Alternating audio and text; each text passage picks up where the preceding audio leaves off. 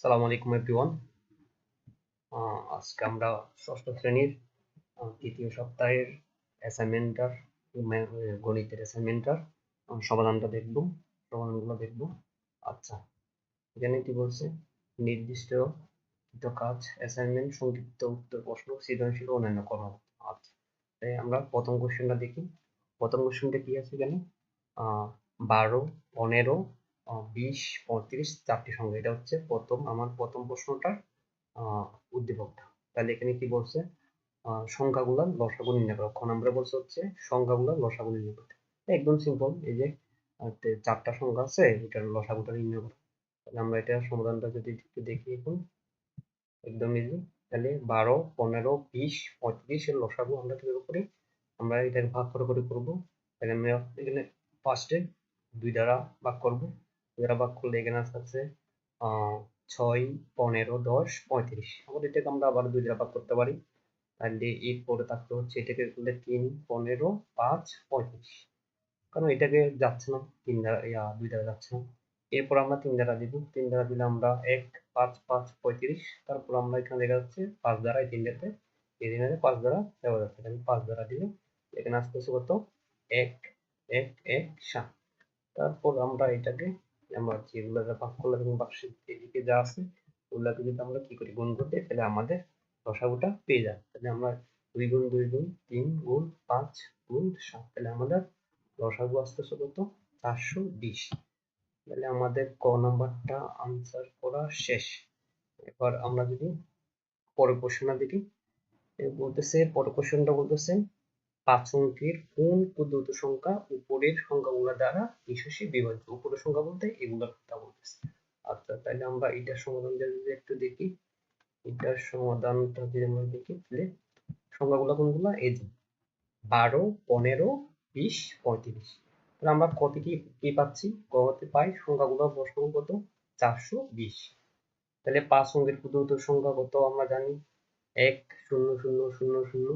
এটা এখন আমরা কি করবো? এই 420 আমার লসাগু যেটা পাইছি ওটা দ্বারা কি করবো? এটাকে ভাগ করবো। ভাগ করলে ফার্স্টে আমার 2 দিয়ে দিলে আসছে কত? 840। এরপর বিয়োগ করলে আসছে 16। এরপর এখানে 2টা শূন্য নামালে আর 3 বার দিলে আসছে 1260। এবং এটা থেকে বিয়োগ করলে 1600 থেকে আমি 1260টা বিয়োগ করলে আসছে কত? 340। 340। তাহলে এবার ভাজ্য যদি আমার কি হতো? ভাজ্য যদি আমার এই যে যদি 420 থেকে যদি আমি 340টা বিয়োগ করে দিই, তাহলে কত? 80। তাহলে 80 বেশি হয়, তাহলে ওই সংখ্যাটি 420 দিয়ে নিঃশেষে বিভাজ্য হবে। কারণ কি? আমার এটাও যদি 420 হতো, তার মানে এখানে আর একবার ভাগ দেওয়া যেত। তাহলে কি এটা হতো 24, মানে এখানে 3 জায়গায় 4 হতো, তাহলে আমার এখানে আসতো 0, মানে নিঃশেষে বিভাজ্য হতো। তাহলে আমার নির্ণয়ে 5 অঙ্কের ক্ষুদ্রতম সংখ্যা, 5 অঙ্কের ক্ষুদ্রতম সংখ্যা হবে কত? ওই এটার সাথে এটা কত? এটার সাথে 10,000 এর সাথে আমি 80 যোগ করলে যেটা আসে এটাই হচ্ছে আমার উত্তর। এবার আমরা যদি পরের কোশ্চেনটা দেখি, পরের কোশ্চেনটা হচ্ছে 4 অঙ্কের কোন বৃহত্তর সংখ্যাকে উপরের সংখ্যাগুলো দিয়ে ভাগ করলে প্রত্যেকবার ভাগশেষ 10 হবে? সেম আগেরটার মতোই আমরা এখন এই বৃহত্তর সংখ্যা দিয়ে করব। তাহলে আমরা যদি এখন আনসারটা দেখি, ঘ নাম্বারের আনসারটা আমরা যদি দেখি, ঘ নাম্বারের, এটা হবে প্রদত্ত সংখ্যাগুলো সেম আগের মতোই। ক হতে আমরা আগের মতো পাচ্ছি, লসাগু পাচ্ছি 420। আর 4 অঙ্কের বৃহত্তর সংখ্যাটা জানি হচ্ছে এটা। এখন আমি 420 দ্বারা এটাকে যদি কি করি, ভাগ করি, তাহলে আমার কি আসবে দেখি। ফার্স্ট আমি 2 বার দিলাম, তাহলে আসতেছে আমার এটা। আবার বিয়োগ করলে আমার এটা বিয়োগ করলে আসতেছে এদিকে 15। তারপর আমি 9 এদিকে নামাতে পারি। তারপর আমার 3 বার দিলে আসতেছে 1260, বিয়োগ করলে আসতেছে কত? 339, মানে 339। এবার সুতরাং কি 420 দ্বারা নিঃশেষে বিভাজ্য সংখ্যা হচ্ছে কত? আমার এটা থেকে, ভাজ্য থেকে আমি যদি ভাগশেষটা বিয়োগ করি, তাহলে আসতেছে কত? 9660। কিন্তু প্রশ্ন থেকে বসে, প্রশ্ন অনুসারে ভাগশেষ 10 থাকতে হবে। ভাগশেষ কত থাকতে হবে? 10 থাকতে হবে। তাহলে কি করতে হবে? সুতরাং এর 4 অঙ্কের বৃহত্তর সংখ্যাটা আমরা কি করে দিব? 10টা এর সাথে যোগ করে দিব। তাহলে আসতেছে কত? 9660। তাহলে আমাদের 1 নাম্বার কোশ্চেনটা ডান। এখন আমরা দেখবো হচ্ছে আমাদের 2 নাম্বার কোশ্চেনটা। এখানে কি বলছে 35 মিটার লম্বা একটি বাঁশে এত মিটার কালো এবং এত মিটার লাল এবং এত মিটার হলুদ রং করা হবে। এটা হচ্ছে আমার উদ্দীপকটা। তাহলে এবার ক নাম্বারটা যদি দেখি, যে বলতে সরল করতে গেলে, সরলটা একদম ইজি ব্যাপার, এটা আমাদের তেমন কোনো সমস্যা না। তাইলে এবার সরলটা আমরা করে ফেলি। এই যে যে অংশগুলো দিয়েছিলাম সেটা লিখে ফেললাম। তারপর আমার এখানে দেখা যাচ্ছে এটা আমি ফার্স্ট লাইনটাতে এটা লিখে ফেললাম। পরের লাইনটাতে আমি যদি দেখি এইটা এই 7 এবং এই 7 কাটাকাটি যাচ্ছে এবং এই 4 এবং 8 কাটাকাটি যাচ্ছে। তাহলে এখানে 4 দিয়ে যদি করি এখানে 8 2 থাকবে। তারপর উপরে আমার হচ্ছে 1, এখানে নিচে আছে 2। তাহলে এটাকে যদি আমি সমস্ত ভেঙে দিই তাহলে 7 দুগুণ 14 এবং 14 সাথে 1 যোগ করলে কত 15। তাহলে 15 বাই কত 2 বিয়োগ হাফ। তাহলে এবার আমি এখানে যদি কি করি, এখানে যদি আমরা লসাগু করি 2 2 এবং 2 এখানে 2 একবার যাবে, তাহলে 15 বিয়োগ 1 শেষ। আমার এখানে 15 থেকে 1 গেলে 14 এবং 14 কে 2 দ্বারা ভাগ করলে আসতে হচ্ছে আমার 7। তাহলে আমার কয়টা আনসারটা ডান। এবার আমরা দেখব ঘতে কি বলা হয়েছে, বাসটির কত অংশ রং করা হয়েছে।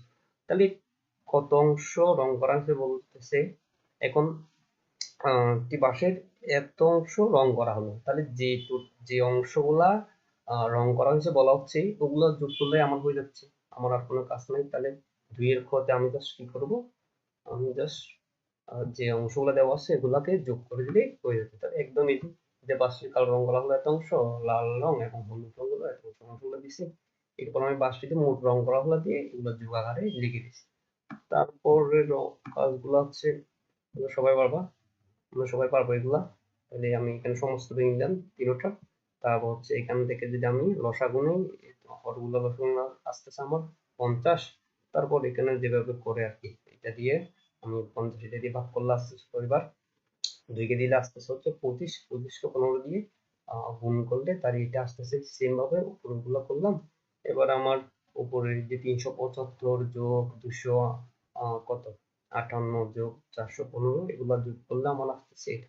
এবার এই উপরের অংশটাকে মানে উপরের সংখ্যাটাকে নিচের সংখ্যা দিয়ে যদি আমরা কি করি ভাগ করি, তাহলে আসতেছে ভাগ করি বলতে আমি এখানে 2 দ্বারা ভাগ করবো উপর পাশে, কারণ পুরোটা ভাগ করলে আমার এখানে ভগ্নাংশ চলে আসবে, মানে সরি ভগ্নাংশ না, আমার দশমিক চলে আসবে। এই জন্য আমি কি করবো 2 দ্বারা এটাকে একবার ভাগ করবো এবং এটাকে একবার ভাগ করবো। তাহলে এটাতে করলে আসবে 524 এবং এটাতে করলে আসবে 25। এবার আমি এটাকে ভগ্নাংশ আকারে লিখলাম। তাহলে এটা 20 আর 25 গুণ করার পর 24 এর সাথে যোগ করলে 524 টা পাব। তাহলে এটা হচ্ছে আমার উত্তর। এবার আমরা দেখবো হচ্ছে 2 এর গ নম্বর। গ নম্বরটা কি বলা হচ্ছে এখানে, গ নম্বরটা বলতে বাসটির কত অংশ রং করা বাকি আছে।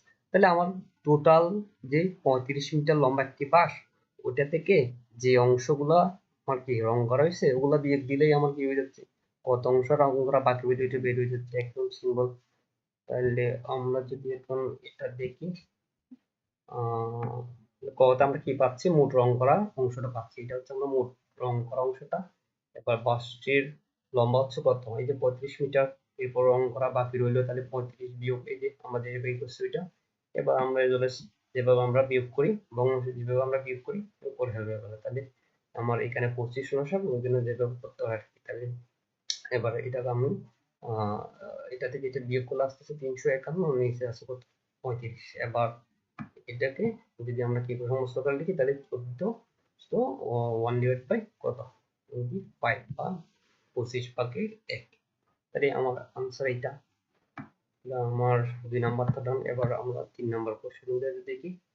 এবং এটা কিভাবে কি বলতেছেন, দুটি কম্পিউটার দামের অনুপাত হচ্ছে কত 3:2। প্রথমটির দাম যদি 55,000 টাকা হয়, এটা হচ্ছে আমাদের উদ্দীপক। তাহলে ক নাম্বার কি বলছে, উদ্দীপকের অনুপাতটিকে ব্যস্ত অনুপাতে রূপান্তর করো। তাহলে আমার অনুপাত কোনটা, এখানে অনুপাত হচ্ছে 3 অনুপাত মানে 3:2, এই উল্টাই দিলেই হয়ে যাচ্ছে জাস্ট 2:3। এটা লিখলেই আমার আনসার করা শেষ। তাহলে আমরা যদি দেখি এখানে 3 এর খ নাম্বারটা কিভাবে লিখবো, দুটি কম্পিউটারের দামের অনুপাত হচ্ছে এটা, আর এত এর ব্যস্ত অনুপাত মানে এইটা এই 3:2 এর ব্যস্ত অনুপাত হচ্ছে 2:3। তাহলে আমার কটার আনসার এটাই। এবার আসতেছে আমার খ বলতেছে দ্বিতীয় কম্পিউটারটির দাম কত। তাহলে দ্বিতীয় কম্পিউটার আমাদের এখানে প্রথম কম্পিউটারটির দাম কিন্তু 55,000 টাকা দেওয়া আছে, দ্বিতীয়টা দাম কত সেটা বের করতে বলা আছে। একদম সিম্পল এটা বের করা। তাহলে আমরা কিভাবে করব, আমরা প্রথমে দেওয়া আছে কি দুটো কম্পিউটারের দামের অনুপাতটা কত, 3:2। আবার দ্বিতীয় কম্পিউটারটির দাম প্রথম কম্পিউটারের দামের কত, 3/2 গুণ, মানে 3/2 গুণ মানে 3 ভাগ করে 2 গুণ হচ্ছে দ্বিতীয় কম্পিউটারটির দাম প্রথম কম্পিউটার থেকে এত। তাহলে প্রথম কম্পিউটারের দাম কত আমার দেওয়া আছে, এই যে 55,000 টাকা। দ্বিতীয় কম্পিউটারের দাম কি হবে, সেম ওই যে টাকাটা দেওয়া আছে ওটার সাথে আমার এটা গুণ হবে। তাহলে এটা গুণ হলে আমি কি করতে পারি, এটার সঙ্গে এই যে 55,000 সাথে 2 গুণ করলে আমার কত আসে, এই যে এটা এই সংখ্যাটা আসবে। এবার নিচে আসে কত 2, আমি যদি এখানে 3 দ্বারা এটাকে ভাগ করি তাহলে আমার আসতেছে এই সংখ্যাটা, এত টাকা প্রায়। কেন, কারণ আমাদের এদিকে দশমিকের পরে 6 7 মানে 6 7 এর পর আরো সংখ্যা আসবে, এই জন্য আমরা এটাকে প্রায় বলে সম্বোধন করতে পারি। এরপর আসছে আমার গ। তাহলে গ নম্বর প্রশ্নটা আমরা একটু দেখি। গ নম্বরটা হচ্ছে আমার দ্বিতীয় কম্পিউটারের দাম যদি 2,000 টাকা বেশি হয় তাহলে কম্পিউটার দুটির দামের অনুপাত। তাহলে সেম এটাও আমার আগের যে জিনিসগুলো করা সেগুলোর সাথে একটুখানি জিনিস অ্যাড করতে হবে। দেওয়া আছে দুটি কম্পিউটারের দামের অনুপাত কত, 3:2। প্রথম কম্পিউটারের দাম যদি কি হয় 55,000 টাকা হয় তাহলে ক হতে আমরা কি পাচ্ছি, আমরা কত কি বের করে রাখছি, দ্বিতীয় কম্পিউটারের দামটা বের করে রাখছি, এটা হচ্ছে আমার দ্বিতীয় কম্পিউটারের দাম। তাহলে এত টাকা হচ্ছে দ্বিতীয় কম্পিউটারের দামটা। এখন দ্বিতীয় কম্পিউটারের দাম যদি 2,000 টাকা বেশি হয় তাহলে আমার কি হবে, দ্বিতীয় কম্পিউটারের দাম হবে হচ্ছে 2,000 টাকা বেশি, মানে আগেরটার সাথে 2,000 টাকা আমরা যোগ করবো। তাহলে আমরা আগেরটার সাথে 2,000 টাকা যোগ করলে পাচ্ছি হচ্ছে এই সংখ্যাটা। এবার কম্পিউটার দুটির দামের অনুপাতটা যদি আমরা লিখতে যাই তাহলে কি হবে, এই যে প্রথমটা এই যে এখন যেটা বললাম দ্বিতীয়টা, এটা হচ্ছে আমার আনসার। আচ্ছা, থ্যাংক ইউ এভরিওয়ান।